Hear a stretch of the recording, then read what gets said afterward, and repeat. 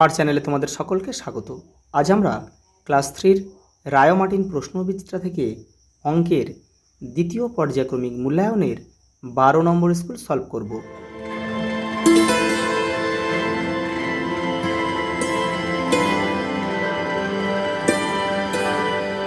তোমরা যারা আগের সেটগুলো দেখোনি তারা চ্যানেলের প্লেলিস্টে যাবে, ওখানে কিন্তু সকল বিষয় দেওয়া রয়েছে। বাংলার আছে, অঙ্ক আছে, অঙ্কর বাকি সেটগুলো রয়েছে, ইংরাজি আছে, পরিবেশ আছে, সব কিন্তু কমপ্লিট করে দিয়েছি। ওগুলো কিন্তু তোমরা দেখে নেবে। দেখো, এক সপ্তাহ সমান কত দিন? 7 দিন। বিজোড় সংখ্যার সঙ্গে এক যোগ করলে আমরা কী পাই? জোড় সংখ্যা পাই। দেখো, বিজোড় সংখ্যা যেমন আমি ধরি এখানে বিজোড় সংখ্যা 3, তার সাথে এক যোগ করো কী হলো? 4। দেখো, 4 একটা জোড় সংখ্যা। ভাগশেষ ভাজকের থেকে কিন্তু সবসময় কী হয়? ছোট হয়। দেখো, গুণ্য আর গুণক সমান কী হয়? গুণ্য আর গুণক গুণ করলে কী হয়? গুণফল হয়। গুণফল। গুণ্য মানে কি? যাকে দিয়ে গুণ করা হয়। এই গুণ্য মানে যাকে গুণ করা হয়, মানে বড় সংখ্যাটা। আর গুণক মানে ছোট সংখ্যাটা, মানে যাকে দিয়ে গুণ করা হয়। আর যাকে গুণ করা হয় সেটা হচ্ছে গুণ্য। 5 জোড়া কলা মানে কটি কলা? 1 জোড়া মানে 2টি, 5 জোড়া মানে তাহলে 5 দিয়ে 10, 10টি কলা। ভাজ্য মানে আমরা কি জানি? ভাজ্য মানে দেখো, এটা বহুবার প্রত্যেকটা সেটে রয়েছে। ভাজ্য মানে ভাজক গুণ ভাগফল যোগ ভাগশেষ। ওটা দেখো, 1 টাকা সমান কত পয়সা? আমরা সবাই জানি 1 টাকা মানে 100 পয়সা। 3টি মাকড়সার কটি পা? দেখো, তাহলে এক মাকড়সার কিন্তু 6টি পা, তাহলে 3 6 18টি পা। দেখো, এটা কিন্তু আমাদের একটু ভুল হয়ে গেল। মাকড়সার কিন্তু 6টি করে পা হবে না, মাকড়সার কিন্তু কটা করে হবে বলো তো? 8টা করে হবে। তাহলে 3 8 কত হবে? 3 8 24 হবে, কিন্তু এটা 24টি পা। 3টি মাকড়সার কটা পা? 24টা পা। বিয়োগ করার সংক্ষিপ্ত পদ্ধতি ভাগ। একটি কলার দাম 3 টাকা হলে 4 জোড়া কলার দাম কত? দেখো, একটা কলার দাম 3 টাকা, তাহলে 4 জোড়া। 4 জোড়া মানে কত? দেখো, 1 জোড়া মানে 2টো, 4 জোড়া মানে কত? 8টি। তাহলে 8টি কলার দাম কত? তাহলে একটার দাম 3 টাকা হলে 8টার দাম কত? তাহলে 3 8 24 টাকা লিখতে হবে এখানে। দেখো, শূন্যস্থান পূরণ করো। দেখো, এখানে আমাদের ভাগফল 20 দিয়েছে আর ভাজক দিয়েছে 5। তাহলে ভাজ্য কত এখানে? তাহলে শুধু এরকম অঙ্ক দিলে শুধু দুটো গুণ করে দেবে। 5 20 100, 100। 200 পয়সা মানে 2 টাকা, 100 পয়সা মানে 1 টাকা, 200 পয়সা মানে 2 টাকা। দেখো, জোড় সংখ্যার সঙ্গে যদি বিজোড় সংখ্যা যোগ করা হয় তাহলে কি হয়? তাহলে কিন্তু সর্বদা বিজোড় সংখ্যায় পাওয়া যায়। দেখো, এটা বিজোড় হবে। দেখো, এটা জোড় সংখ্যা আমি লিখছি 2, আর এটা বিজোড় সংখ্যা লিখছি 1, তাহলে কত হলো? 3। দেখো, 3 একটা বিজোড় সংখ্যা।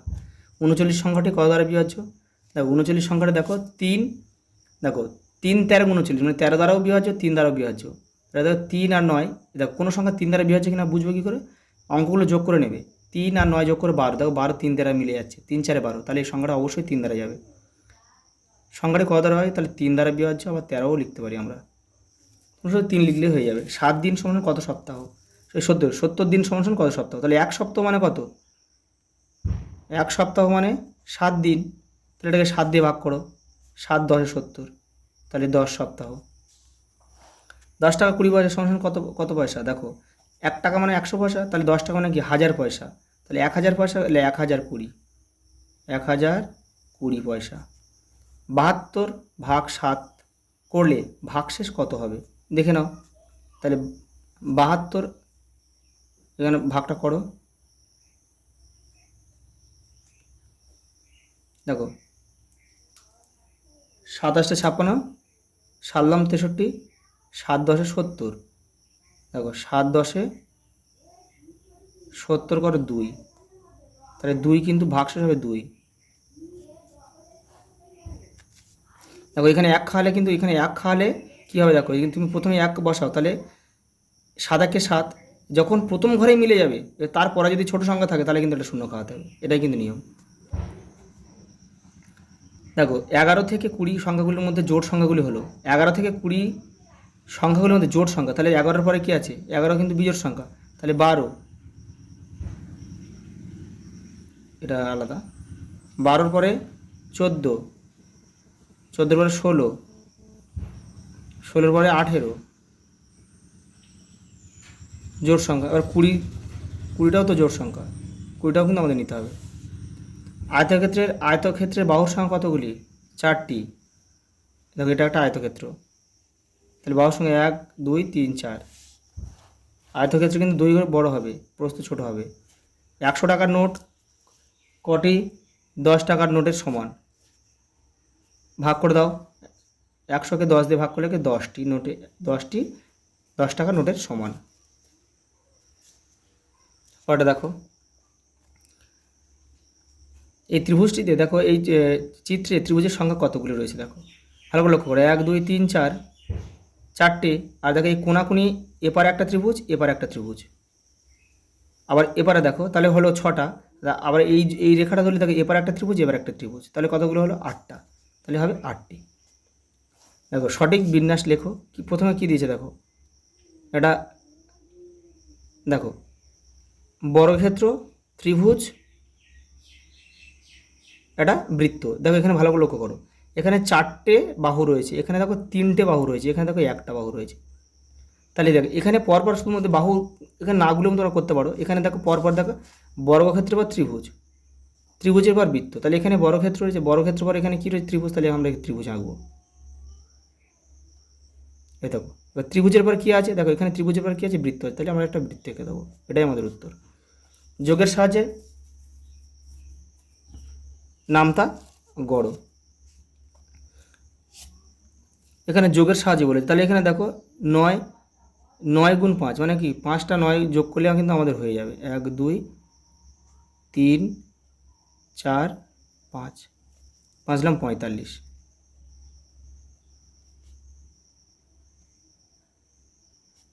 ওটা দেখো এক অঙ্কের বিজোড় সংখ্যা, এক অঙ্কের বিজোড় সংখ্যাগুলি কী হয়? 1 হবে, 1 একটা বিজোড় সংখ্যা। এর এক অঙ্ক 3 5 7 9। একটি ঘুড়ির দাম 20 টাকা হলে 5টে ঘুড়ির দাম কত? তাহলে 5 5 20 100, 100 টাকা।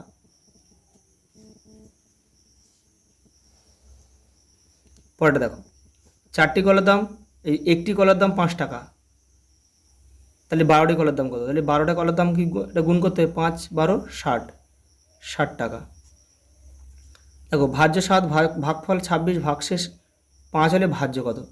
তাহলে কি ভাজ্য সমান সমান আমরা কি জানি? ভাজক, উত্তরটা কিন্তু এখনো হয়নি। ভাজক গুণ ভাগফল যোগ ভাগশেষ। তাহলে ভাজক কত? ভাজক 7, ভাগফল কত? 26, আর ভাগশেষ কত? 5। দেখো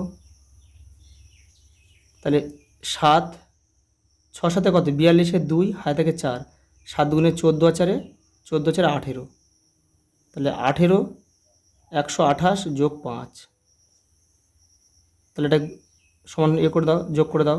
তাহলে 82 87 হবে, তাহলে 187। ভাজ্য হচ্ছে 187। পরে দেখো জোট সংখ্যার সঙ্গে জোট সংখ্যা গুণ করলে কি হয়? একটা জোট সংখ্যা নাও তুমি 4, একটা জোট সংখ্যা 2 নাও, 4 2 8, তাহলে 8 কী হয়? 8 একটা জোট সংখ্যা। তাহলে এই জোট সংখ্যার সঙ্গে জোট সংখ্যা গুণ করলে জোট সংখ্যাই হয়। বিজোড় সংখ্যা কোনটি দেখাও? যেগুলো 2 দিয়ে যায় না। দেখো তাহলে বিজোড় সংখ্যা কী করবো? যে লাস্টে দেখো এককের ঘরে 3 আছে, তাহলে এটা একটা বিজোড় সংখ্যা, এটা দিতে যাবে না। 5 বিজোড় সংখ্যা, 2 কিন্তু জোট সংখ্যা, যেহেতু 2 দিয়ে মিলে যায়, 8 মিলে যায় 7 মেলে না, তাহলে এটাও একটা বিজোড় সংখ্যা। ত্রিভুজের বাহুর সংখ্যা কতগুলি? 3টি। দেখো তোমার দাদু তোমায় 30 টাকা 50 পয়সা দিলেন, তুমি তা থেকে 7 টাকা 50 পয়সা ফুচকা, 5 টাকার আলু কাবলি খেয়েছো। এখন তোমার কাছে কত টাকা আছে? তাহলে আগে কী করবে? এই 7 টাকা 50 পয়সা আর 5 টাকা খেয়েছো, এটা তোমরা কী করবে? যোগ করবে। দেখো 7 টাকা আর এখানে 50 পয়সা, আর এখানে 5 টাকা তুমি আলু কাবলি খেয়েছো, 5 টাকা 0 পয়সা এখানে যোগ করো। 50 পয়সাটা বসে যাবে, আর এখানে 5 সাথে 12 টাকা। তাহলে 12 টাকা তুমি 50 পয়সা খরচ করেছো, তাহলে তোমার কাছে পড়ে রইলো কত? দেখো দাদু তোমার কাছে দিয়েছিল কত? 30 টাকা 50 পয়সা। তাহলে এটা বিয়োগ করে দাও, এখানে 12 টাকা আর 50 পয়সা তুমি বিয়োগ করে দাও। বিয়োগ করে দেখো 50 পয়সা মিলে এটা 50 মিলে 0 0 পয়সা, তাহলে কী হবে? এখানে দেখো তুমি 30 থেকে 12 বাদ দাও 18, তাহলে 18 টাকা তোমার কাছে এখনও পড়ে রইল। দেখো বল ও ঘড়ির দামে যোগ করো, তাহলে বলের দাম কত? 30 টাকা 50 পয়সা, আর ঘড়ির দাম কত? 20 টাকা 50 পয়সা, যোগ করে দাও। এটা মুখোমুখি হয় 30 আর 20 50, আর 50 50 50 পয়সা পয়সা দেখো 100 পয়সা মানে 1 টাকা, মানে 51 টাকা উত্তর। দেখো আমি তো ওখানে করে দিচ্ছি 30 টাকা 50 পয়সা, আর এখানে আছে 20 টাকা 50 পয়সা, যোগ করো। 50 50 100 পয়সা, 100 পয়সা এখানে লেখা যাবে না, 100 পয়সা মানে 1 টাকা, তো এখানে কোনো পয়সাই পড়ে নেই। তাহলে এখানে আমাদের শুধু এই 100 পয়সা হয়েছে, 100 পয়সা মানে 1 টাকা, সেই 1 টাকাটা আমরা এই বাঁ দিকের টাকার ঘরে যোগ করলাম। দেখো 0 0 আর 1 বসে গেল, 3 2 5, তাহলে 51 টাকা পয়সা না, শুধু 51 টাকা টোটাল। দেখো 812টি মাছ 8টি বাক্সে সমান সংখ্যায় রাখলে প্রতি বাক্সে কতগুলি করে থাকবে? কতগুলি মাছ বাক্সের বাইরে থাকবে? শুধু 8 দিয়ে কী করো? 8 দিয়ে ভাগ করবে, 8 দিয়ে ভাগ করো, ভালো করে লক্ষ্য করো। এখানে দেখো 8 1 8 মিলে গেল, তাহলে আমরা কী করবো? দেখো 8-এর পরে দেখো যখনই মিলে যাবে তারপরে যদি ছোটো সংখ্যা থাকে তাহলে কী করতে হবে? এখান থেকে 0 খাওয়াতে হবে। দেখো 1 নামাও, 1 নামালাম, 1 দেখো 8-এর মধ্যে যায় না, 2 নেমে যায়, তাহলে কি দেখো 2 নেমে যায়, সেই এবার দেখো নিয়মে অনুযায়ী একটা নামার কথা, সেখানে কিন্তু দেখো 2টো নেমে যায়, আরেকটা লাগছে, তাহলে এই 1-এর পরে যে কটা সংখ্যা বসাতে হবে নামাতে হবে সে কটা 0 কিন্তু এখানে খাওয়াতে হবে, তাহলে 2-এর জন্য কিন্তু আরেকটা 0 আমাদের এখানে খাওয়াতে হবে। তাহলে হয়ে গেল কত? এই দেখো প্রতিটি বাক্সে কতগুলি করে থাকবে? 100টি করে থাকবে। বাক্সের বাইরে কতগুলি মাছ থাকবে? 12টি। তাহলে দেখো আমাদের উত্তর কিন্তু এইটা হলো। তারা কিন্তু সব উত্তর লিখবে, কিন্তু এখানে লাস্ট লাইনে উত্তর রয়েছে, লিখবে প্রতিটি বাক্সে কতগুলি করে মাছ থাকবে, প্রতিটি বাক্সে লিখবে 100টি করে মাছ থাকবে, আর কতগুলি মাছ বাক্সের বাইরে থাকবে লিখবে 12টি মাছ বাক্সের বাইরে থাকবে। সব উত্তর লিখবে কিন্তু নাহলে কিন্তু নাম্বার কেটে নেবে। 200 থেকে ছোট একটি 3 অঙ্কের সংখ্যা লেখো। ওই সংখ্যাটিকে 6-এর থেকে ছোট একটি সংখ্যা দিয়ে গুণ করো। তাহলে 200 থেকে আমি একটা সংখ্যা লিখছি সবচেয়ে ছোট, এই মানে 3 অঙ্কের সংখ্যা, আমি 100 লিখব, সহজ দেখে লিখব। আরও কম লিখলে হবে নাকি? তাহলে 2 অঙ্ক হয়ে যাবে, এখানে 3 অঙ্ক বলে যাবে, 1 2 3 অঙ্ক। ওই সংখ্যাটিকে 6-এর থেকে ছোট একটি সংখ্যা দিয়ে, তাই 6-এর থেকে ছোটো তোমার যে কোনো একটা সংখ্যা নাও, তোমরা 1 নিতে পারো, 2 নিতে পারো, 3 নিতে পারো, 4 নিতে পারো, 5 নিতে পারো। আমি এখানে দেখি আমি 1ই নেব, তাহলে 101-কে 100, তাহলে অঙ্ক আমাদের ভুল হবে না। এটা 2 নিলে তাহলে 200 হতো, 3 নিলে 300 হতো। এই উত্তরটা কিন্তু সবার আলাদা আসতে পারে, কেউ যদি 5 না তাহলে 500 আসবে, কেউ 4 নিলে 400 আসবে, 3 নিলে 300 আসবে। দেখো মাছ 5টি, প্রতিটির দাম কত? 175 টাকা, ভালো লক্ষ্য করো। তাহলে মোট দাম কত? তাহলে এটার সঙ্গে 75-এর সঙ্গে 5 গুণ করে দিলে কিন্তু আমাদের উত্তর হয়ে যাবে।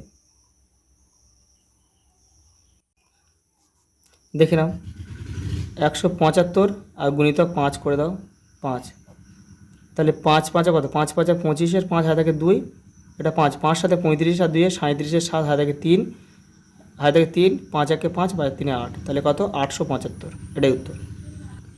আজ এই পর্যন্ত, দেখা হবে পরের ভিডিওতে।